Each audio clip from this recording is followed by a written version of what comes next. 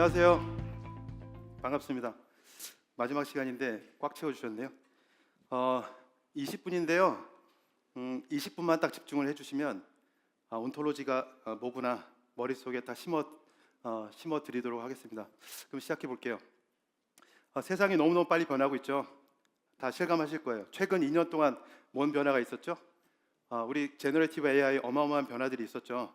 정신이 하나도 없어요. 챗GPT, 제미나이, 나노바나나 등등등등.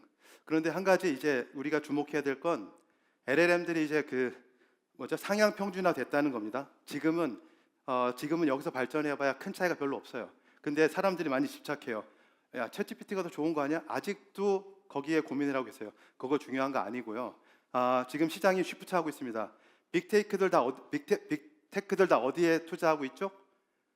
에이전틱 AI. 최근에 AWS가 500억 불을 오픈 AI에 투자하기로 결정했어요. 이유가 뭘까요? 키워드는 딱 하나, 에이전틱 AI입니다. 그것 때문에 투자하기로 결정했어요. 제너러티브 AI 2년 동안 어마어마하게 인기였어요. 비교해 볼까요? 에이전틱 AI를 잘 모르시는 분들을 위해서 비교를 해보면 이런 거죠. 콜센터를 예를 들어보죠. 전화가 띡 와요. 제너러티브 AI 시대에는 어떻게 되죠? 사람이 전화를 받아요. 그러면 시스템에서 프롬프트를 생성해줘요. 이 고객이 이전에 이력이 이러니까 이렇게 대응하세요. 그죠? 그리고 이 고객의 센티먼트가 어떻습니다? 알려줄 거예요. 그거에 따라서 사람은 응대를 그냥 하는 거죠. 사람이 주도한다. 그게 제너레이티브 AI 시대였고요. 에이전틱 AI는 이게 바뀌는 거죠. 주도권이 누구한테 있다? AI가 주도권을 갖는다. 그래서 프로세스도 재설계되는 거고 AI가 중심이에요. AI 시대의 콜센터는 어떻게 되죠? 전화가 띡 오면 누가 받죠? 전화 에이전트가 받습니다. 에이전트가 받고 사람이 하는 거랑 똑같아요. 그 이후에 이 고객의 센티먼트가 어떻고 과거 히스토리가 어떻고 다 알려주죠. 그리고 사람은 뭘 하냐 그러면 나중에 이게 끝나고 나면 이 콜을 평가하죠. 그래서 우리가 이 AI를 어떻게 튜닝해야 될지, 에이전틱 AI의 익스피리언스를 어떻게 개선해야 될지 이런 고민들을 하게 됩니다. 세상이 바뀌고 있어요. 이 점에 주목해야 되고 우리가 해야 되는 건 이 에이전트 AI를 어떻게 우리 조직에 녹일까? 그게 고민인 거죠. 그게 오늘의 주제입니다. 자, 그럼 AI 우리 기업들이 잘 쓰고 계실까요? 어떨 것 같으세요? 예상은 잘 쓰고 계시겠죠? 자, 얼마나 많이 쓰고 있냐? 88%의 고객이 AI를 도입하고 있어요. 어마어마한 돈을 투자하고 계시죠? 그럼 정말 잘 쓰고 있을까요? 81%가 잘 쓰고 있다가 아니고 81%의 투자를 한 고객들은 AI를 투자하고 나서 비즈니스 밸류를 하나도 못 가져갔다라고 얘기를 하고 계세요. 이상하죠? 문제가 있습니다. 그러면 다시 한번 궁금해져요. 잘 쓰고 있는 회사는 얼마나 돼? 1%, 100개 회사 중에 1개 정도가 AI를 제대로 쓰고 있다라고 본인들이 답하셨어요. 저 정도만 잘 쓰고 있습니다. 문제가 뭘까요? 뭔가 되게 잘못됐죠. 우리 투자 잘못하고 있는 거죠. 뭘까요? 문제가. 진짜 문제는 기술적인 문제인데 그 중에 데이터가 가장 문제입니다. 왜 데이터가 문제일까요? 왜 데이터가 문제죠? AI는 뭘 먹고 자라죠? 데이터를 먹고 자랍니다. 근데 데이터가 문제가 있어요. 이거 작년에 제가 많이 설명드렸던 자료인데 되게 의미가 있는 자료입니다. 뭐냐? 우리가 데이터에 대한 전략이 필요하다.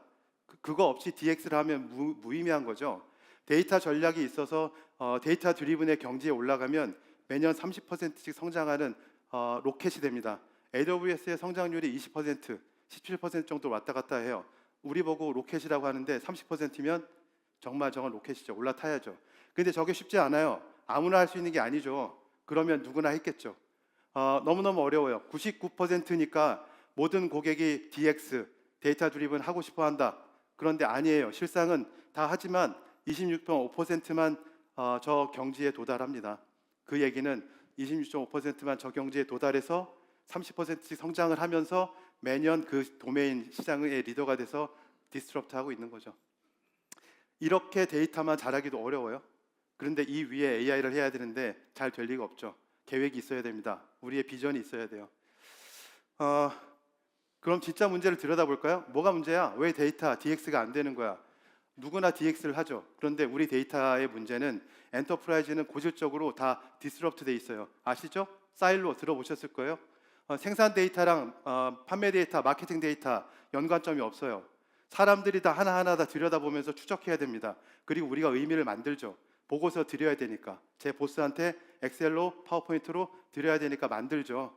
예, 그렇게 만들어집니다. 그 인사이트는 정확할까? 모르죠. 누가 검증을 합니까? 또 데이터는 부채예요. 기술 부채라는 얘기 들어보셨죠? 우리 데이터 관리 제대로 못하고 있어요. 온프레미스에 그냥 쌓여 있죠. 우리가 제일 잘하는 거, 제 보스가 얘기하죠. 야, 데이터 비용 좀 줄여봐. 그럼 제일 쉬운 선택이 뭐죠? 버립니다. 뭐가 필요 없지? 옛날 거부터. 근데 이 데이터 안에 얼마나 뭐라 그럴까? 보석들이 숨겨져 있는지 모르잖아요. 우리 제대로 못 해봤어요. 그런데 버리는 거예요. 비용 때문에. 비용이 문제죠. 제일 큰 문제는 이 데이터를 누가 먹느냐? AI가 먹고 자란다는 거죠. 데이터 DX가 완전하지 않으면 그냥 노이즈예요. 쓸모없어요. 우리한테 DX는 없는 거죠. DX가 없으면 AX도 없는 거죠. 이 부분을 이해 못하고 계속 AI를 외치고 있다. 그게 가장 큰 문제고요.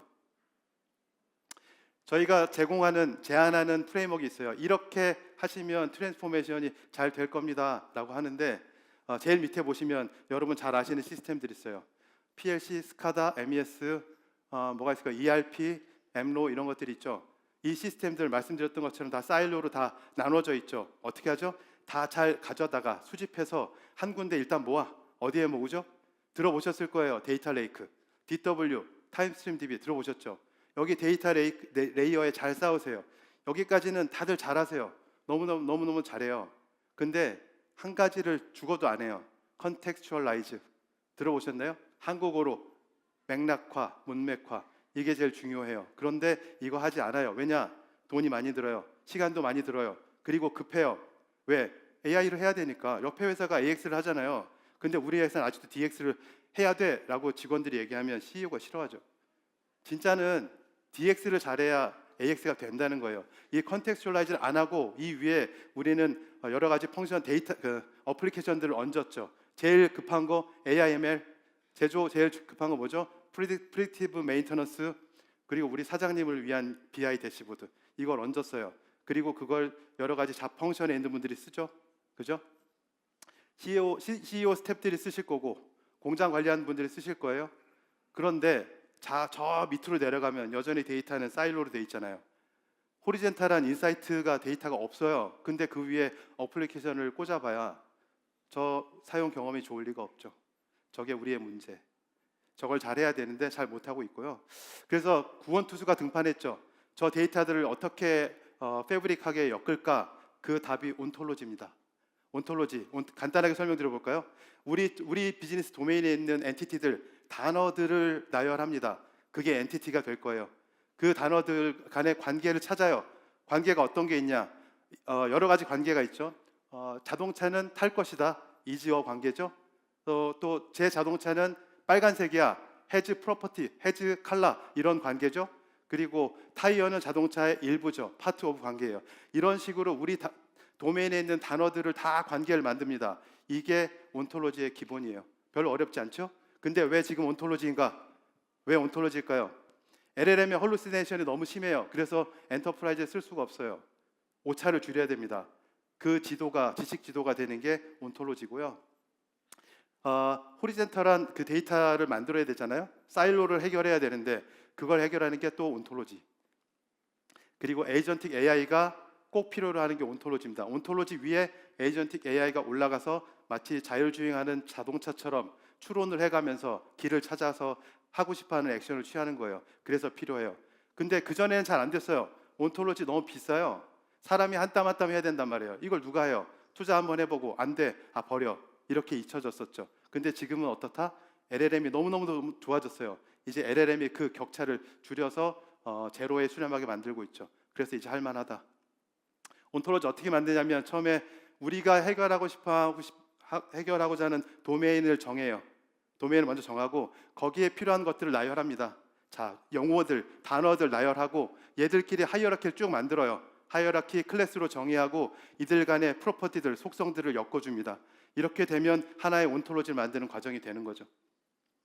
이런 형태로 표현이 되는 거예요. 밑에 시스템들이 있죠. 사일로 시스템들이 있어요. 그 위에 온톨로지가 올라가요. 저렇게 점처럼 연결됩니다.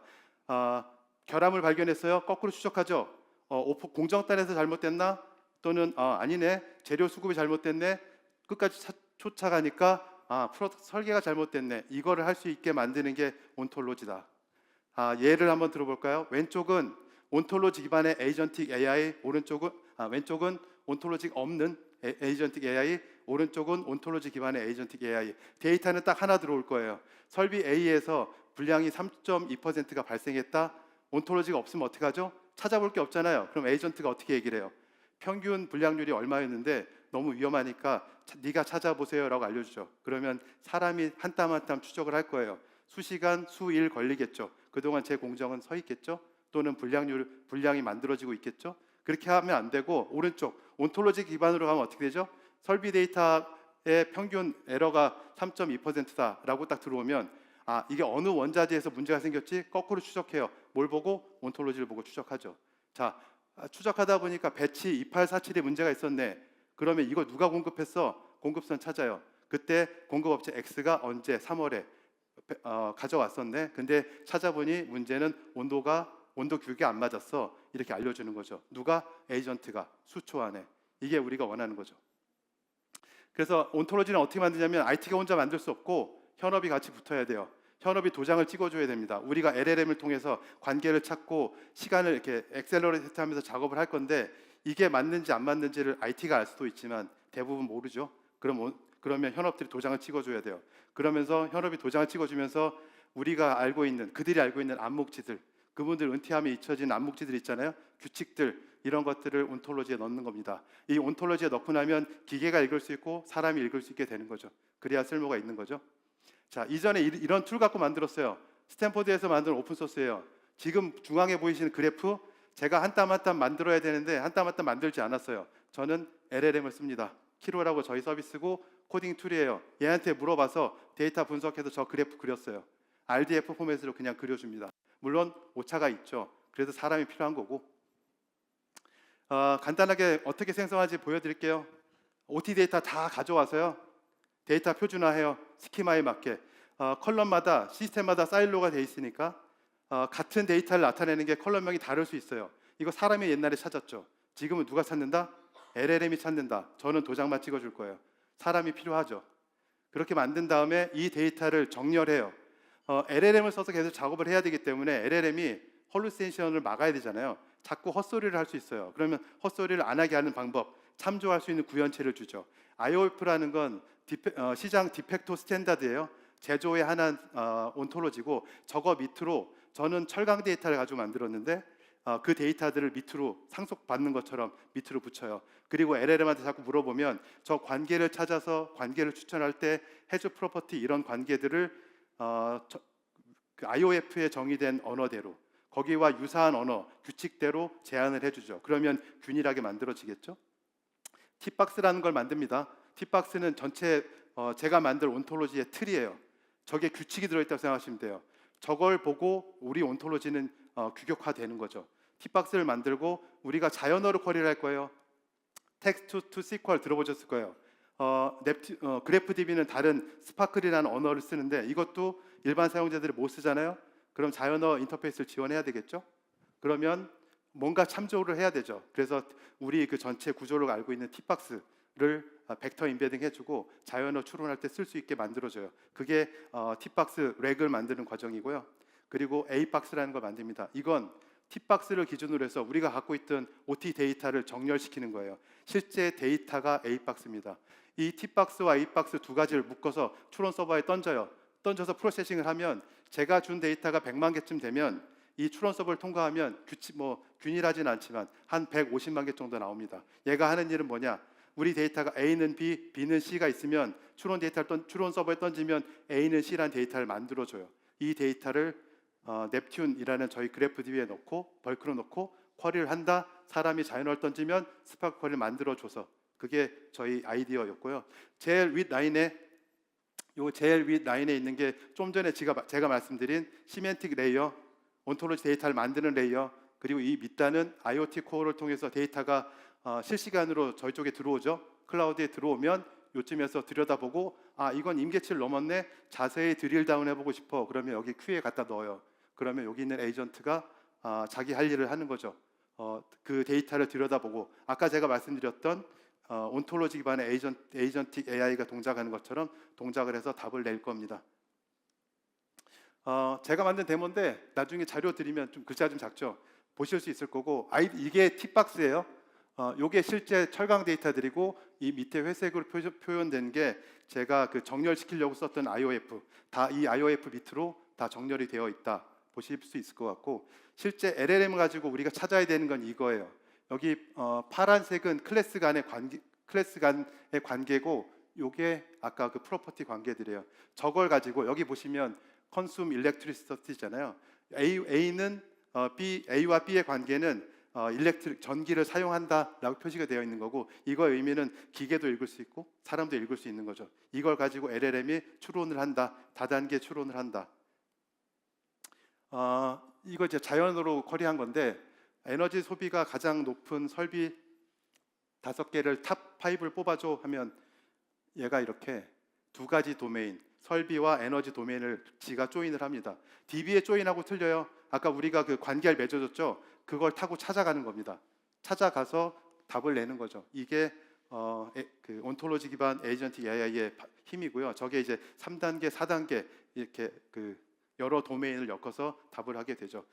서비스는 크게 3가지 정도를 쓰는데, 넵튠은 그래프DB고요. 저건 이제 그 RDF 트리플 온톨로지가 저장이 되는 공간이고, 베드락은 LLM. 처음에 저희가 그 팁박스 온톨로지를 만들 때도 쓰고, 자연어로 쿼리할 때도 쿼리를 만들 때 쓰죠. 그리고 IoT 코어는 설비 데이터를 가져올 때 씁니다. 그래서 하고 싶은 건 이렇게 해주시면 좋을 것 같아요. 만약에 온톨로지를 내가 구현해야 되는데 어떻게 하는지 잘 모르겠다. 오늘 감은 잡으셨기를 기대하고 어카운트 팀한테 말씀을 하시면 될 것 같아요. 이런 식으로 진행을 하게 될 겁니다. 어카운트 팀에 말씀을 주시면 정말 온톨로지가 필요한지 어카운트 팀이 미팅을 할 거고, 미팅을 하면서 갖고 계신 그 문제들 중에 프라이어리티를 선정을 할 거예요. 어떤 도메인이 온톨로지에 적합합니다가 판단이 되면 그걸 가지고 간단하게 POC를 해보겠죠. 저희 파트너들하고 또는 저희 SA들하고 4주에서 6주 정도, 아마 저희 쪽 파트너 조직에서 펀딩을 할 거예요. 그러면 4주, 6주 해보시면 될 것 같고, 그 이후에 밸류를 보셨다 그러면 프로덕션으로 확장하시면 될 것 같습니다. 이렇게 바쁘게 말씀드렸고요. 고맙습니다.